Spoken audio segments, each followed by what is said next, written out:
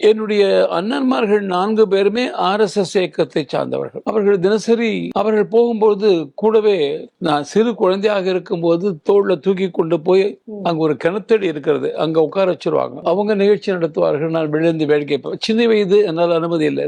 நான் 1வது படிக்கும் போது எனக்கு 5 வயது. அப்போது நானாகவே வீட்டிலிருந்து போய் கலந்து கொண்டது நினைவிருக்கிறது. நான் இந்த ஒரு இயக்கம், இந்த ஒரு கொள்கை, இதிலேயே வளர்ந்தவன் என்றுதான் சொல்ல வேண்டும். அந்த மாதிரி என் மனசுக்குள்ள ஒரு தீப்பொறி.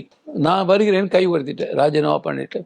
அப்படியே வளர்ந்து நாகர்கோவில் நகர்பகுதிக்கு பொறுப்பா இருந்தேன் 3 மாசம்.